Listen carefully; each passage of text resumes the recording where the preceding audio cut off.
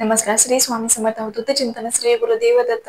तर बघा आता लवकरच स्वामी पुण्यतिथी येत आहे आणि आता आपण खरं तर गुरुचरित्र पारायणाला देखील नाही का सुरुवात होणार आहे. सप्ताह चालू होईल किंवा जर तुम्हाला ही घरी गुरुचरित्र पारायण करायचं असेल किंवा कोणत्याही तुम्हाला सेवा करायच्या असतील तरी सुद्धा तुम्हाला कोणतीही सेवा करण्याच्या आधी तुम्हाला एक संकल्प करावा लागतो त्या सेवेचा.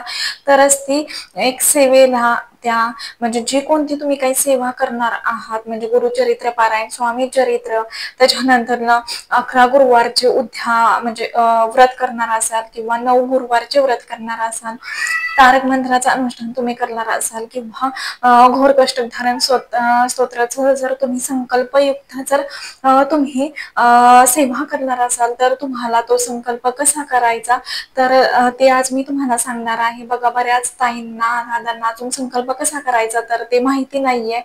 संकल्प करत असताना काय करायचं किंवा कोणते मंत्र उच्चारायचे किंवा त्याच्यानंतर संकल्प कसा करायचा ते संकल्प केलेल्या पाण्याचं काय करायचं तर ते मी आज तुम्हाला सांगणार आहे. त्यामुळे व्हिडिओ नक्की कंटिन्यू करा. तर बघ हा संकल्प करत असताना सुरुवातीला तुम्हाला काय करायचं आहे म्हणजे एक तांब्या घ्यायचा आहे. त्याच्यानंतर एका पेलेमध्ये पाणी घ्यायचं आहे. त्याच्यानंतर तुम्हाला हळद कुंकू अक्षता आणि एक फूल लागणार आहे. तर सुरुवातीला तुम्हाला काय करायचं आहे आपल्या उजव्या हातावरती एक पळी पाणी घ्यायचं आहे. बघा आपला छोटा चम्मच असतो तो एक पळी आपल्या उजव्या हातावर पाणी घ्यायचं आहे. त्यानंतर त्यावरती हळदी कुंकू टाकायचं आहे, अक्षता टाकायच्या आहेत आणि एक फुल घ्यायचं आहे बघा आपल्या उजव्या हातावरती. आणि त्यानंतर आपल्याला तो म्हणजे पाणी तसंच धरायचं आहे जोपर्यंत आपण संकल्प करतोय तोपर्यंत. आणि जेव्हा आपण म्हणजे संकल्प पूर्ण झाल्यानंतर ते पाणी आपल्याला ताम्हाणात सोडायचं असतं. तर बघा संकल्प कसा करायचा बऱ्याच जणांना माहिती नाहीये. तर संकल्प करत असताना तुम्हाला जेव्हा तुम्ही पाणी, हळद कुंकू, अक्षता, फुलं जेव्हा हातावरती घेतात तसंच तुम्हाला असा हात धरायचा आहे आणि त्यानंतर तुम्हाला संकल्प करायला सुरुवात करायची आहे. बघा सुरुवातीला तुम्हाला हे मंत्र म्हणायचं आहे. गुरु ब्रह्मा गुरु विष्णू गुरुदेव महेश्वरा गुरु साक्षात परब्रह्म तस्मै श्री गुरवे नमः असं तुम्हाला म्हणायचं आहे.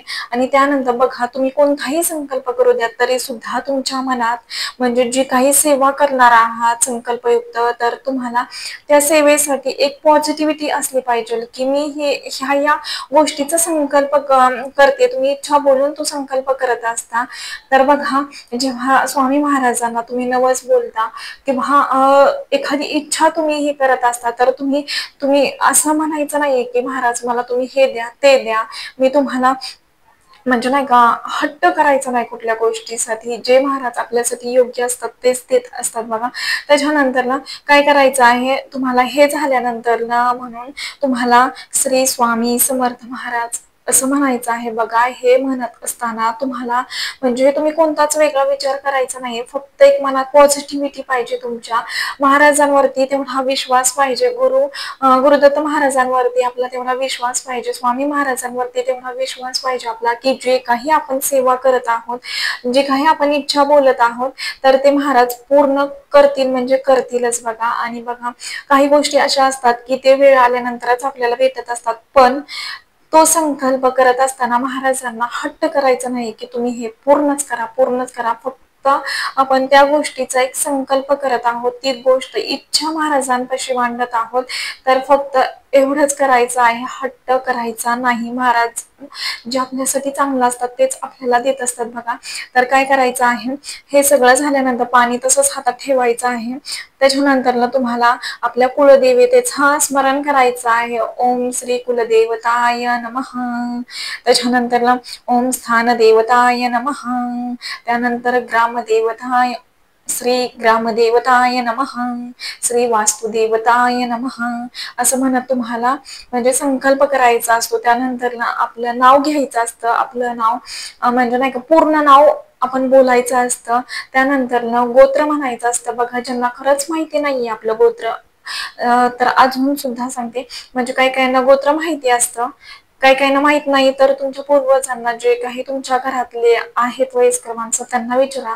जरी तुम्हाला कळलं नाही तरी ज्यांना गोत्र माहिती नाहीये तर त्यांनी काय करायचं आहे, कश्यप म्हणायचं आहे. ज्यांना खरंच गोत्र माहिती नाही त्यांच्यासाठी सांगते, पण ज्यांना गोत्र माहिती आहे त्यांनी आपलं गोत्र उच्चारूनच हे करायचं आहे, संकल्प करायचा आहे. सुरुवातीला आपलं नाव घ्यायचं, पूर्ण नाव घ्यायचं, त्यानंतर गोत्र. आणि ज्यांना गोत्र माहिती नाहीये त्यांनी काश्यप म्हणायचं, लक्षात ठेवा काश्यप म्हणायचं.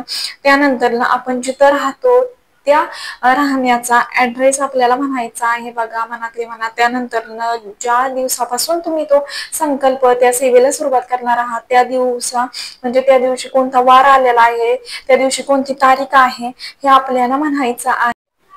त्यानंतर ना तुम्हाला तुमची इच्छा बोलायची आहे बघा. तर ज्यांना खरंच म्हणजे नाही का लग्न जमत नाहीये किंवा चांगल्या ठिकाणी नोकरी मिळत नाहीये, त्यानंतर ना मूलबाळ होत नाहीये, जी कोणती तुमचं घर होण्यासाठी म्हणा किंवा जे काही तुमच्या आयुष्यात अडचणी चालू असतील त्यासाठी महाराजांना आपली इच्छा बोलायची आहे. आणि जो काही आता बघा गुरुचरित्र पारायणाला देखील थोड्या दिवसात सुरुवात होणार आहे, तर बघा तुम्हाला असं म्हणायचं आहे की मी गुरुचरित्राचं पारायण म्हणजे तुमची इच्छा बोलून झाल्यानंतर म्हणायचं की मी आजपासून गुरुचरित्र पारायणाला 7 दिवसाच्या सुरुवात करणार आहे. तर हे पारायण तुम्ही माझ्याकडून करून घ्या, कोणतीच अडचण येऊन देऊ नका किंवा माझ्याकडून म्हणजे काही चुका होत असतील तर त्या मला सांगा. माझ्याकडून म्हणजे कोणत्याच सेवेचा खंड पडून देऊ नका. त्यानंतर जे काही अडचणी येणार आहेत पारायण करत असताना तर त्या येऊन देऊ नका. जे काही म्हणजे माझ्याकडून मनापासून पारायण करून घ्या असं आपल्याला म्हणायचं आहे. आणि त्यानंतर बघा हे सगळं म्हणून झाल्यानंतर आपल्याला महाराजांना म्हणायचं आहे की जे काही संकट पारायण करत असताना येणार असतील माझ्याकडे तर ते तुम्ही येऊन देऊ नका, त्यातून सुद्धा मला तुम्ही बाहेर काढा असं म्हणायचं आहे. तुमची इच्छा बोलायची आहे की या या इच्छेसाठी तुम्हाला जे माझ्यासाठी चांगलं वाटत असेल तर ते तुम्ही देण्याचा प्रयत्न करा असं महाराजांना विनंती करायची आहे बघा. हट्ट करायचा नाहीये, कारण महाराज आपल्यासाठी जे चांगलं असतं तेच देत असतात. फक्त हट्ट करायचं नाही, महाराजांना विनंती करायची आहे त्या गोष्टीसाठी.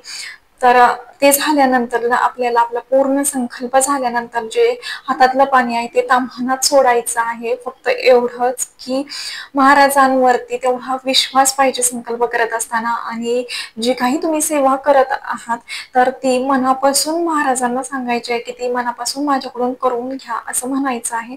आणि ते संकल्पाचं पाणी ताम्हाणात सोडायचं, महाराजांचा आशीर्वाद घ्यायचा. आणि त्यानंतर आपल्याला काय करायचं, ते पाणी तुळशीला न टाकता कोणत्याही कुंडीत आपल्याला ते पाणी सोडायचं आहे बघा, टाकायचं आहे. तुळशीच्या कुंडीत तुळस ज्या कुंडीत असेल त्या तुळशीच्या कुंडीत आपल्याला ते पाणी टाकायचं नाहीये, तर तुम्ही दुसऱ्या कोणत्याही कुंडीत पाणी टाकू शकता. बघा हा संकल्प तुम्हाला करायचा आहे, असाच सेम संकल्प करा. बघा तुमची कितीही मोठी अडचण असू द्यात, कितीही अशक्य गोष्ट असू द्यात, जेव्हा तुम्ही संकल्पयुक्त सेवा करत असताना तर तेव्हा ते होते म्हणजे होतेच. मग ते कितीही त्या गोष्टीत अडथळे येऊ द्या तरी सुद्धा योग्य वेळ आल्यानंतर महाराज आपल्याला एवढं भरभरून देत असतात. त्यामुळे सांगते की महाराजांना हट्ट करायचं नाही, फक्त एवढाच संकल्प करताना म्हणायचं जे माझ्यासाठी चांगलं आहे ते देण्याचा प्रयत्न करा.